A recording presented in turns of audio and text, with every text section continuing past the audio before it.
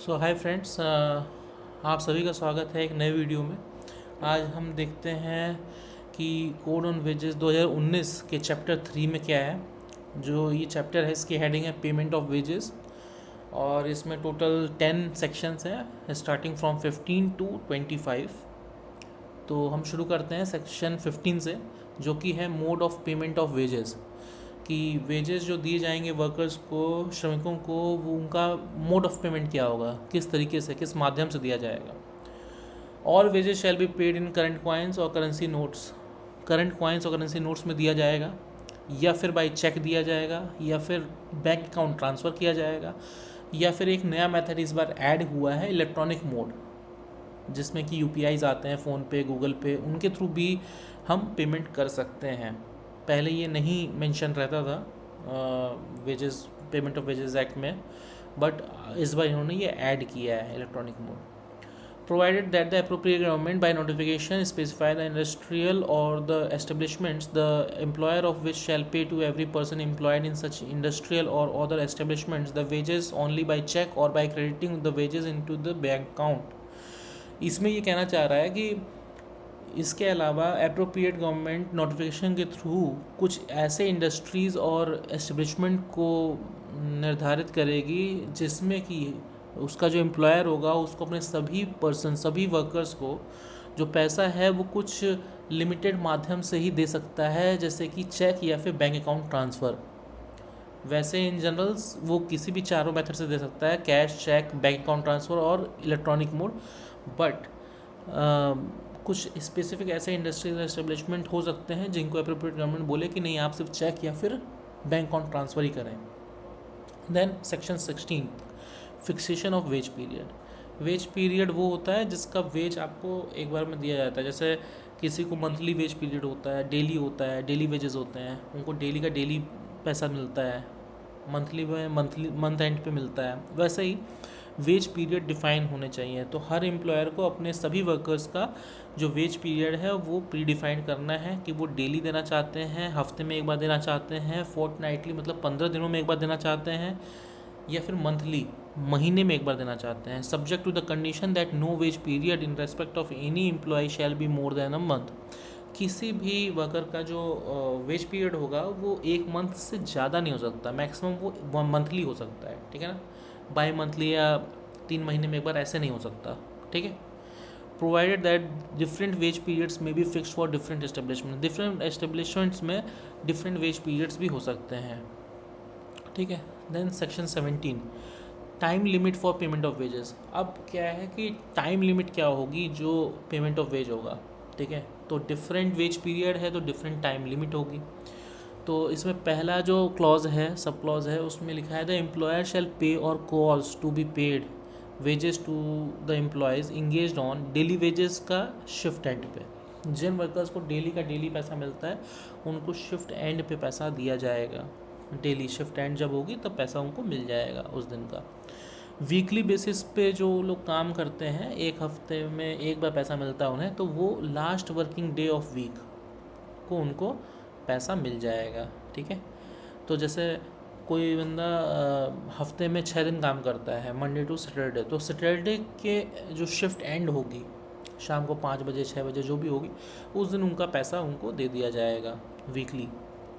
Then third है fortnightly basis, मतलब 15 दिनों में उसको एक बार पैसा मिलता है, मंथली 2 बार पैसा मिलता है उसको। तो before the end of the second day after the end of fortnight, मतलब अगर 15 दिन आज ख़त्म हो रहे हैं तो परसों 2 दिन हो जाएंगे उसके परसों, तो उससे पहले 2 दिन से पहले ख़त्म होने के 2 दिन के अंदर उसको पैसा मिल जाएगा। मंथली बेसिस पे जो लोग का पेमेंट होता है, जो ज़्यादातर अब आजकल यही होता है, तो before the expiry of the 7th day of the succeeding month, मतलब अगर मई का पैसा है तो वो जून के 7th तारीख के पहले मिल जाना चाहिए, उसे मिल जाएगा, ठीक है। देन 17th के सब क्लॉज 2 पे आते हैं, where an employee has been removed or dismissed from the service. अगर किसी एम्प्लॉय को कंपनी से हटा दिया गया है या फिर उसे डिसमिस किया गया है from service for any reason, या फिर रिट्रेंच किया गया है, उसे बैठा दिया गया है, काम ना होने की वजह से उसे निकाला जा रहा है उसको रिट्रेंच बोलते हैं, और रिज़ाइन किया गया है, या तो उसने खुद से रिज़ाइन कर दिया है जॉब, वो छोड़ के जाना चाहता है। इन चारों केसेस में जो वर्कर है उसका इस रिट्रेंचमेंट, रिज़िग्नेशन, रिमूवल या डिसमिसल के 2 दिन के अंदर, इसके बाद 2 वर्किंग डेज़ के अंदर उसका जो भी वेज बनता है, जो भी उसका ड्यूज़ हैं, वो सभी जो हैं कंप्लीट कर देना चाहिए उसको, मतलब दे दिया जाना चाहिए। ठीक है, ऐसा नहीं है कि वो डिसमिस कर दिया उसको और 3-4 महीने तक उसका पैसा नहीं दिया, ऐसा नहीं। 2 working day, next 2 working days के अंदर सब अकाउंट क्लियर करना है। देन 17 का सब क्लॉज 3 है, not with standing any thing contained in subsection 1 and subsection 2, the appropriate government may provide any other time limit for the payment of wages where it considers reasonable, having regard to the circumstances under which the wages are to be paid. इसके अलावा third sub clause में बोलता है कि जो appropriate government है वो जो above mentioned जो टाइमलाइंस हैं सब क्लॉज 1 और 2 में, वो उसके अलावा भी कोई और time limit payment of wages की सेट कर सकता है जब गवर्नमेंट को ऐसा कुछ लगे कि रिजनेबल कुछ ऐसे सर्कमस्टेंसेस हैं जिसमें कि वेज नहीं दिया जा सकता है या फिर और भी पहले दे दिया जाना चाहिए, वो सब कुछ वो चेंज कर सकता है फॉर स्पेशल केसेस। ठीक है, देन 4 सब क्लॉज में nothing contained in subsection 1 or subsection 2 shall affect any time limit for payment of wages provided in any other law for the time being in force. ठीक है, तो subsection 1 or subsection 2 में जितने भी laws लिखे हुए हैं, टाइम लिमिट्स जो लिखी हुई हैं, वो किसी और लॉ इस वेजेस ऑन कोड के अलावा किसी और कोड के जो टाइम लिमिट्स हैं उसको अफेक्ट नहीं करेगा। ठीक है, देन सेक्शन 18 में आते हैं, deductions from which may be made from wages. Wages से जो डिडक्शंस हैं उनके बारे में हम बात कर रहे हैं कि डिडक्शंस क्या हो सकते हैं, किस बेसिस पे हो सकते हैं, कैसे किए जाना चाहिए। ठीक है ना, ये सब इसमें हम मेंशन करेगा। तो इसके सब क्लॉज 1 पे आते हैं, not withstanding anything contained in any other law from the time for the time being in force, there shall be no deductions from the wages of the employee except those are authorized under this code. इसमें sub clause 1 में ये कह रहे हैं कि code on wages 2019 के अलावा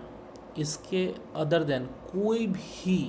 act law में जो भी डिडक्शंस लिखे हुए हैं वेजेस से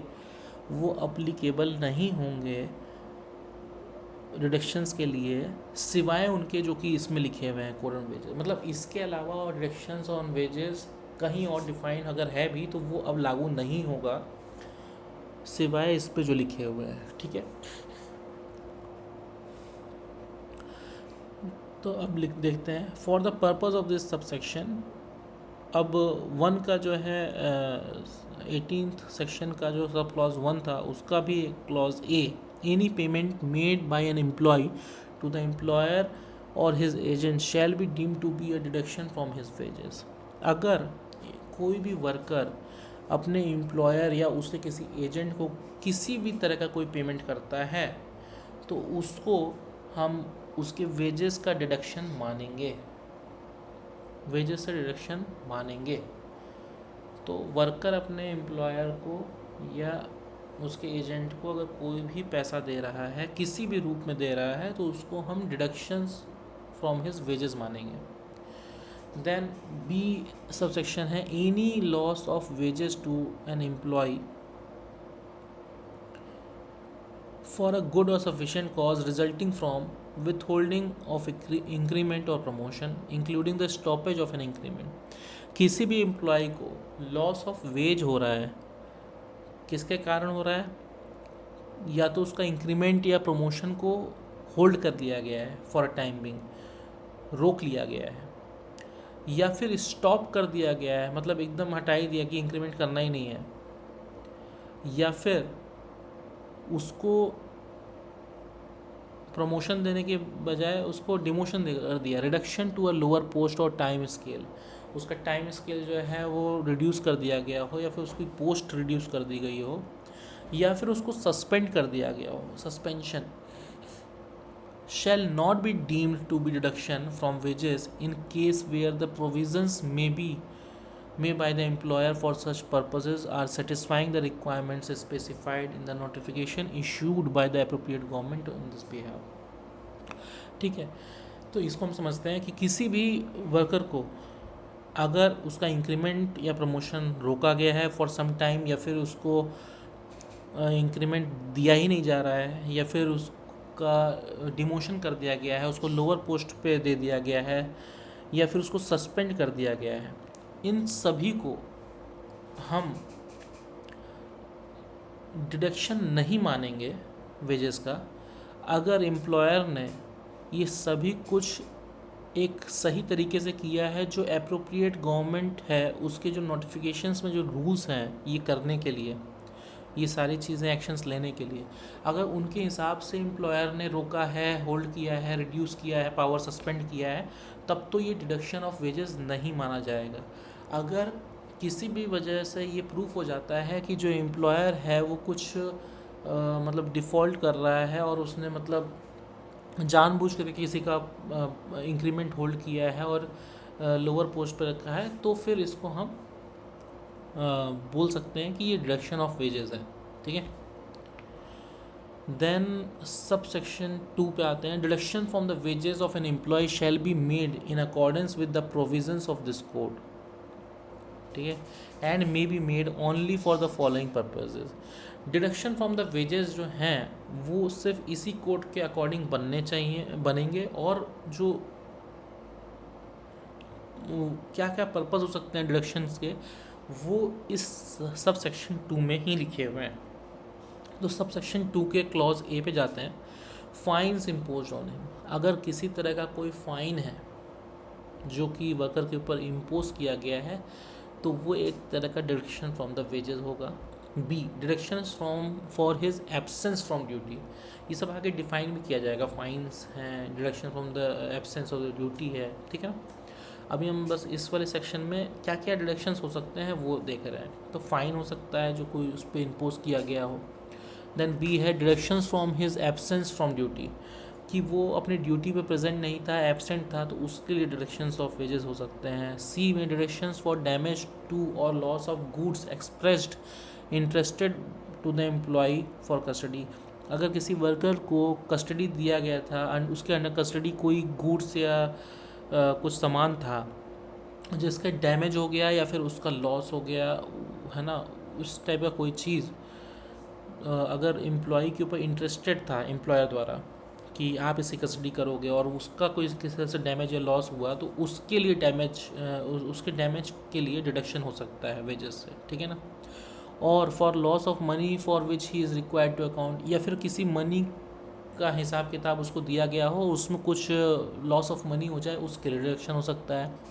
where such damage or loss is directly attributed to his neglect or default, और मतलब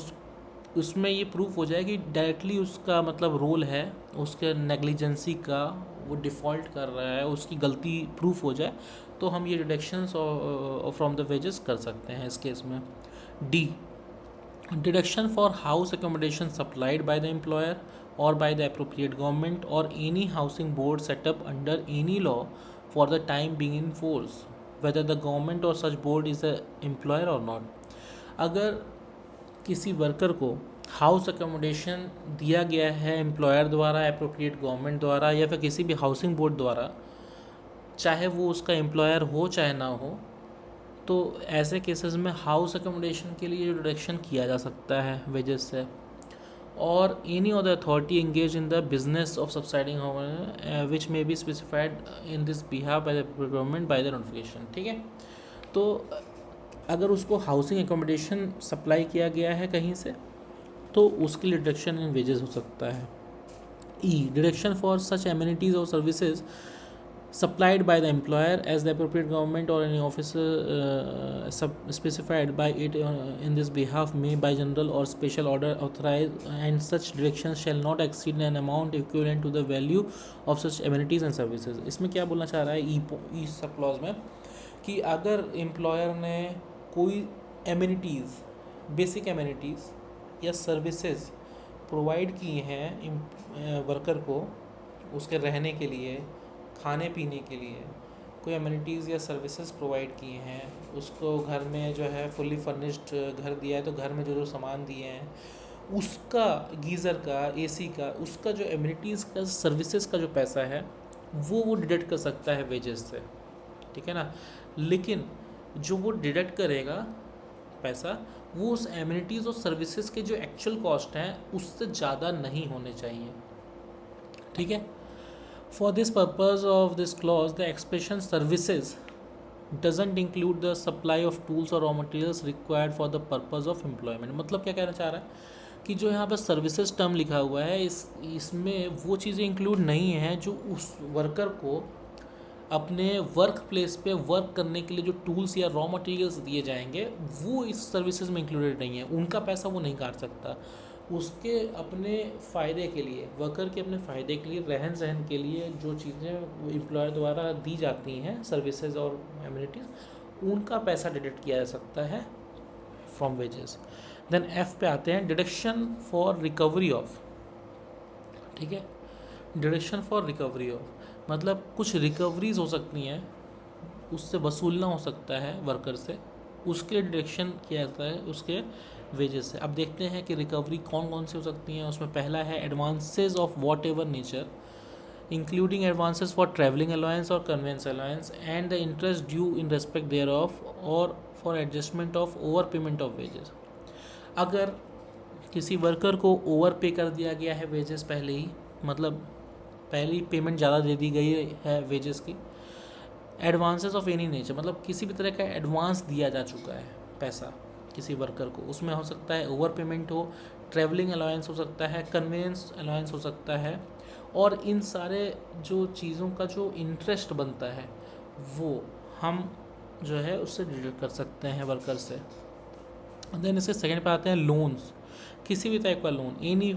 फंड से constituted by the welfare of the labour, किसी वेलफेयर फंड जो लेबर का होता है उससे लोन जो लिया होगा वर्कर ने वो, और उसका जो इंटरेस्ट बनता है वो हम रिकवर कर सकते हैं, डिडक्ट कर सकते हैं वेजेस से। देन जी पे आते हैं, deduction for recovery of loans granted for house building और अदर पर्पजेज। कोई लोन लिया है वर्कर ने, ठीक है, हाउस बिल्डिंग के लिए या फिर किसी और पर्पज़ के लिए, अप्रोप्रिएट गवर्नमेंट द्वारा जो अप्रूव्ड है ना, वो, और उस लोन का जो इंटरेस्ट बनता है वो हम डिडक्ट कर सकते हैं। Then H, deductions of income tax और any other statutory levy by the central government or state government payable by the employee or deductions required to be made by order of a court or other authority competent to make such order। क्या कहना चाह रहा है कि deductions जो है हम income tax या फिर किसी भी टाइप का स्टैच्यूटरी जो कंप्लाइंसेस होते हैं वो सेंट्रल गवर्नमेंट या स्टेट गवर्नमेंट द्वारा, उनका हम डिडक्शंस कर सकते हैं वर्कर के वेजेस से, या फिर कोई कोर्ट से स्पेशल ऑर्डर आया है या किसी अदर अथॉरिटी से जो कॉम्पिटेंट है ऐसे ऑर्डर निकालने के लिए, उनके ऑर्डर में अगर लिखा हुआ है कि कुछ डिडक्शन करना है किसी वर्कर का तो वो हम कर सकते हैं। देन आई पे आते हैं, डिडक्शंस फॉर सब्सक्रिप्शंस टू और and for repayment of advances from any social security fund और scheme constituted by law like provident fund, pension fund, health insurance scheme और fund known by any other name. मतलब क्या कहना चाह रहा है कि अगर कोई वर्कर पीएफ में पैसा डालना चाह रहा है, पेंशन फंड में पैसा डालना चाह रहा है, हेल्थ इंश्योरेंस ले रखी है उसने, या फिर किसी और टाइप का कोई फंड में उसने पैसे लगा रखे हैं, तो उस फंड का जो सब्सक्रिप्शन फ़ी है उसको देने के लिए पैसा डिडक्ट किया जा सकता है वेजेस से, या फिर रीपेमेंट ऑफ एडवांसेस, जो एडवांस पेमेंट प्रोविडेंट फंड से ले सकते हैं हम कभी कभार ना, पेंशन फंड से, उसका रीपेमेंट करने के लिए भी डिडक्शंस हो सकते हैं। देन जे पे आते हैं, deductions for payment of a cooperative society subject to such conditions as the appropriate government may impose. किसी कोऑपरेटिव सोसाइटी का पेमेंट करने के लिए डिडक्शन कर सकते हैं as per the appropriate government जो रूल्स निकालेगी उसके हिसाब से। देन के है, deductions made with the written authorization of the employ, किसी एम्प्लॉय के written authorization for the fees or contribution payable by him to the membership of trade union registered under the Trade Unions Act 1926। किसी trade union में जो registration का, membership का जो पैसा होता है उसके लिए लेकिन रिटन ऑथराइजेशन चाहिए एम्प्लॉय का, अगर वो है तो आप डिडक्ट कर सकते हो वेजेस से उसका जो मेंबरशिप का फ़ी है। देन एल आते हैं deductions for recovery of losses sustained by the railway administration on account of the acceptance by the employ of counterfeit base coins mutilated of forced currency notes. क्या कहना चाह रहा है कि ये जो है रेलवे एडमिनिस्ट्रेशन के जो एम्प्लॉयज़ हैं बेसिकली उनके लिए है कि अगर उनका रेलवे का कोई एम्प्लॉय उसके एक्सेप्टेंस की वजह से उसने जो है किसी से म्यूटिलेटेड या फोर्स्ड कॉइन्स या counterfeit base coins accept कर लिए जिसकी वजह से रेलवे एडमिनिस्ट्रेशन को लॉसेस हुए, वो लॉसेस की भरपाई करने के लिए deductions from the employ wages हो सकते हैं, ठीक है ना। देन सेकंड भी रेलवे एडमिनिस्ट्रेशन के लिए है एम वाला, deduction for recovery of losses sustained by the railway administration on account of the failure of the employ to invoice to bill to collect और to account for the appropriate charges due to the railway administration whether in respect of fares freight demurrages wharf age and crenage or in respect of sale of food in the catering establishments or in respect of commodities in grain shop or otherwise। मतलब क्या कहना चाह रहा है कि railway administration का अगर कोई एम्प्लॉय, ठीक है ना, इनवॉइस करते समय, बिलिंग करते समय, पैसा कलेक्ट करते समय या फिर कोई भी अकाउंट रिलेटेड प्रॉब्लम है ना करता है और उसके वजह से रेलवे एडमिनिस्ट्रेशन को लॉस होता है, फेयर्स फ्राइट डिमरेजेस है ना, वाफ एज और क्रेनेज और या फिर जो कैटरिंग एस्टेब्लिशमेंट होता है रेलवे का उसमें जो है सेल ऑफ फूड में कुछ किसी तरह से कोई पैसा इधर उधर हो जाता है, कोई लॉस हो जाता है, तो उसकी भरपाई करने के लिए भी वो एम्प्लॉय के वेजेस से डिडक्ट कर सकते हैं रेलवे एडमिनिस्ट्रेशन, ठीक है। देन एन बी जो है उन्हीं के लिए है, और deductions for recovery of losses sustain by railway administration on account of the rebate और refunds incorrectly granted by the employ. किसी एम्प्लॉय ने जो रिफ़ंड करना होता है, टिकट्स का रिफ़ंड होता है और किसी टाइप का रिफ़ंड किसी और पैसेंजर को करना है और उसमें किसी तरीके से उसने कुछ गलती कर दी या फिर जानबूझ के कर दिया, उसकी जो भरपाई है, उस पैसे की जो लॉस की जो भरपाई है वो डिडक्ट की जा सकती है उस वर्कर के वेजेस से, ठीक है ना, जिसमें उसका directly attribution neglect or default proof हो जाए कि इसने ये डायरेक्ट मतलब जानबूझ के किया है, ठीक है ना, या फिर इसने इसकी नेगलेक्टिंग उसमें हुआ है ये। Then deductions made with the written authorization of the employee for contribution to the Prime Minister National Relief Fund or to such other fund. अगर किसी फंड में National Relief Fund, Prime Minister's National Relief Fund या फिर किसी भी ऐसे type के fund जो कि central government by notification specify करता है कि किस टाइप के फंड्स हैं, उनके लिए अगर वर्कर रिटन ऑथराइजेशन देता है कि वो उसमें पैसा डिडक्ट करवाना चाहता है तो उस केस में उनका पैसा वेजेस से काट करके उस फंड में जमा किया जा सकता है। देन सेक्शन 3 सबसेक्शन 3 पे आते हैं, notwithstanding anything content in this code and subject to the provisions of any other law for the time being in force the total amount of deductions which may be made under subsection 2 in any wage period for the wages of the employee shall not exceed 50% of such wages। मतलब क्या कहना चाह रहा है कि जो subsection 2 में जो इतने भी हमने डिडक्शंस अभी देखे हैं, ये डिडक्शंस ओवरऑल किसी भी वेज पीरियड में किसी भी एक पर्टिकुलर एम्प्लॉय का कभी भी 50% से, टोटल वेजेस की 50% से ज़्यादा नहीं होना चाहिए, ठीक है ना। आगे पढ़ते हैं subsection 4, where the total deductions authorized under subsection 2 exceeds 50% of the wages, the excess may be recovered in such manner as may be prescribed। मतलब अगर किसी केस में ये जो टोटल डिडक्शंस हैं सेक्शन है ना, ये जो टोटल सब सेक्शंस 2 में जितने भी डिडक्शंस दिखाए गए हैं उनका अगर total sum 50% of the total wage आ जा रहा है, उससे ज़्यादा हो रहा है, तो उसकी जो रिकवरी है वो किस मैनर में की जानी चाहिए ये रूल्स में प्रेस्क्राइब्ड होगा, ये रूल्स में लिखा होगा, रूल्स से हमें देखना पड़ेगा, ठीक है। Where any deduction is made by the employer from the wages of the employ under this section but not deposited in the account of the trust of the government fund और any other account as required under the provisions of the law for the time being enforced, such employee shall not be held responsible for such default of the employer। मतलब क्या कहना चाह रहा है कि जब कोई भी एम्प्लॉयर अपने एम्प्लॉय का ये सब डिडक्शंस करता है और उसको फिर एक गवर्नमेंट के ट्रस्ट या फिर फंड में या फिर किसी भी अदर अकाउंट में जमा करना होता है as per the provisions of the law, और वो नहीं करता है, उसने डिडक्ट तो कर लिया एम्प्लॉय से लेकिन जमा नहीं किया, उस केस में जो एम्प्लॉय है वो रिस्पॉन्सिबल नहीं माना जाएगा for the mistake done by the employer, उसमें एम्प्लॉयर की ही गलती मानी जाएगी। देन हम आते हैं सेक्शन 19 पे, जो कि है fines. No fine shall be imposed on any employee save in respect of those acts or omissions on his part of the employer with the previous approval of the appropriate government or of such authority as may be prescribed, may have specified by notice under subsection 2। ठीक है, तो ये क्या कहना चाह रहा है कि जो फाइन्स हैं वो इसी के ही सबसेक्शन 2 जो भी हम नीचे पढ़ेंगे, ठीक है ना,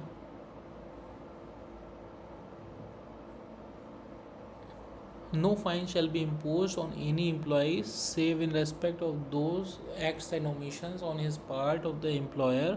with the previous approval of the appropriate government or such authority as may be prescribed। ठीक है, तो किसी भी एम्प्लॉय पे ऐसे कोई फ़ाइन इम्पोज नहीं किए जाएंगे उन एक्ट्स ऑफ ओमिशन जो कि एम्प्लॉयर जो है सेक्शन 2 में, सब सेक्शन 2 में स्पेसिफाई कर रहा है। ठीक है ना, उसका पहले से अगर अप्रूवल नहीं है अप्रोप्रिएट गवर्नमेंट द्वारा तो हम ऐसा कोई फ़ाइन किसी भी एम्प्लॉय पे सब्जेक्ट नहीं कर सकते हैं। मतलब सब सेक्शन 2 में विथ नोटिस जो है वो आएगा अप्रोप्रिएट गवर्नमेंट से, तभी हम उस टाइप के एक्ट्स और ओमिशंस को जो है बेसिस पे फ़ाइन लगा सकते हैं किसी एम्प्लॉय पे। ठीक है,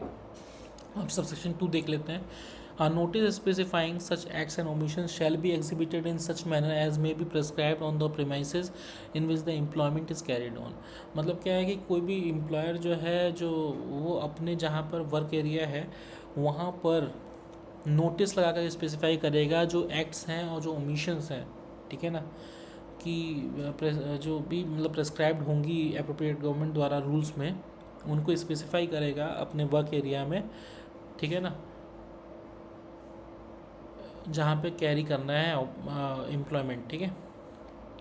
then third, no fine shall be impose on any employee until such employee has been given an opportunity of showing cause against the fine, otherwise then in accordance with the such procedure as may be prescribed for the imposition of fines। मतलब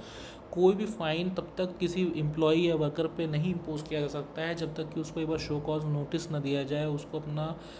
मतलब reason देने का मौका ना दिया गया हो। ठीक है ना, उसके बाद उसके बेसिस पे आगे का प्रोसीजर देखते हुए as per the prescribed rules हम फाइन्स इम्पोज कर सकते हैं। ठीक है, देन फोर्थ है, the total amount of fine which may be impose in any one wage period on an employ shall not exceed an amount equal to 3% of the wages payable to him in respect of that wage period. किसी भी employ का किसी भी veg period में total जो पैसा आता है उससे 3%, उसका 3% से ज़्यादा फ़ाइन कभी भी हम नहीं लगा सकते हैं किसी वेज पीरियड में। ठीक है, fifth, no fine shall be impose on any employee who is under age of 15 years. कोई वर्कर अगर 15 साल से कम एज का है तो उसके ऊपर हम कोई भी फ़ाइन नहीं इम्पोज कर सकते हैं। Sixth, no fine impose on any employee shall be recovered by him by installments. किसी भी वर्कर का जो हम फाइन इम्पोज करेंगे वो हम इंस्टॉलमेंट्स में कभी भी रिकवर नहीं कर सकते। मतलब अलग अलग इंस्टॉलमेंट, मतलब अलग अलग डेट को पैसा थोड़ा थोड़ा लेना, ऐसा नहीं कर सकते, हमें पूरा पैसा एक साथ चाहिए होगा। और after the expiry of the 90 days from the day on which it was impose, और जिस दिन इम्पोज हुआ है वहाँ से 90 दिनों के अंदर अगर वो आप नहीं लेते हो तो फिर 90 days के बाद आप फाइन इम्पोज नहीं कर सकते हो। ठीक है, then seventh, every fine shall be deemed to have been impose on the day of the act और omission in respect of which it was impose. जो फाइन जिस एक्ट ओमिशन के लिए इम्पोज किया गया है और जिस दिन वो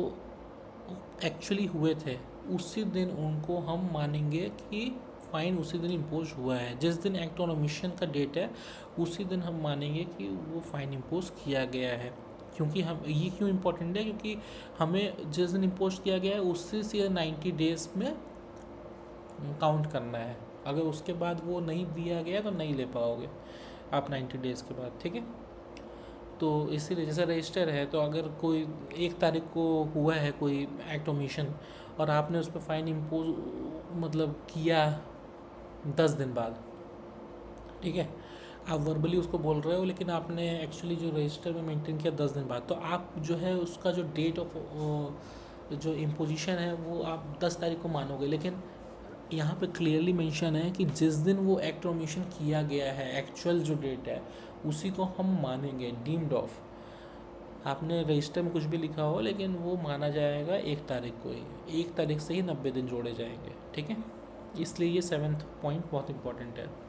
Then 8th, all fines and all realizations thereof shall be recorded in a register to be kept in such manner and forms as may be prescribed, and all such realizations shall be applied only to such purpose beneficial to the person employed in the establishment as are approved by the prescribed authority। मतलब क्या कहना चाह रहा है, जितने भी ये fines हैं, रियलाइजेशंस हैं, जो पैसा आपको आ रहा है, जो भी फ़ाइन आपने इम्पोज किया, इसका पूरा जो डेटा है वो आपको रजिस्टर बना करके रिकॉर्ड करना है बहुत ही सिस्टमेटिक वे में। और जितना भी पैसा फ़ाइन के थ्रू आता है ना,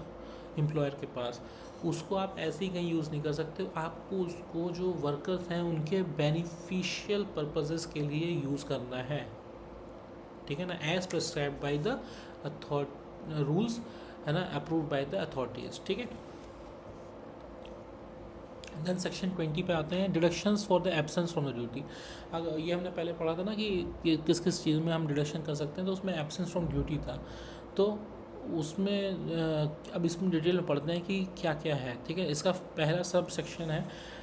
deductions may be made under clause B of sub section 2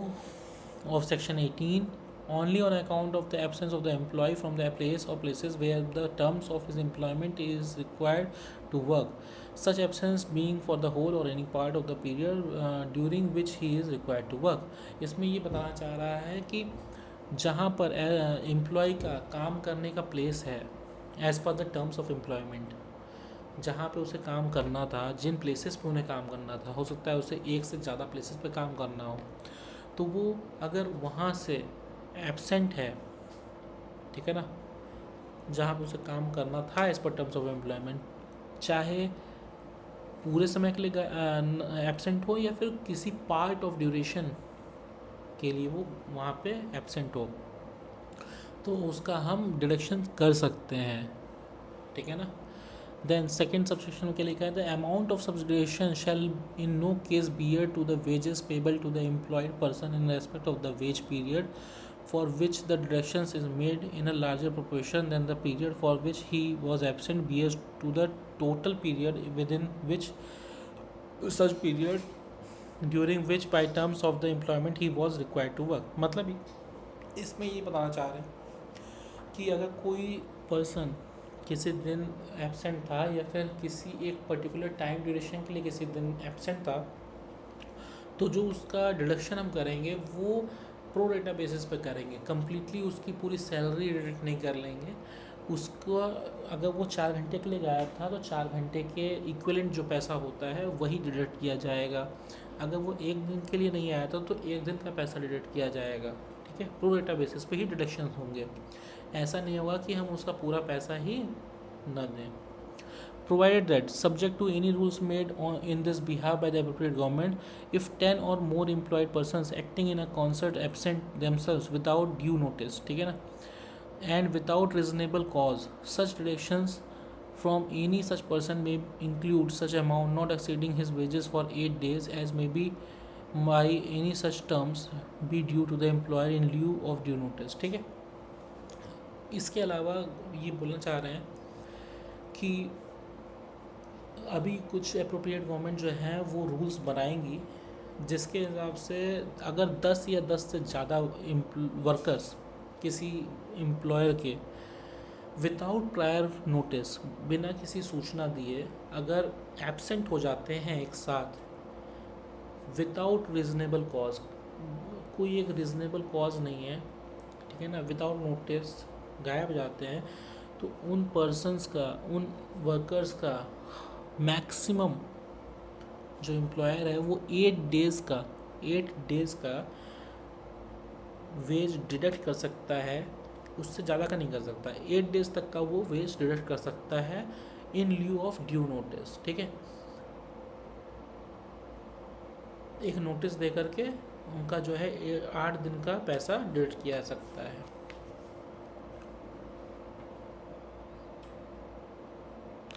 अब आगे देखते हैं एक्सप्लेनेशन क्या है। An employ shall be deem to be absent from the place where he is required to work if although present in such place he refuses in pursuance of a stay in strike और for any the cause which is not reasonable in the circumstances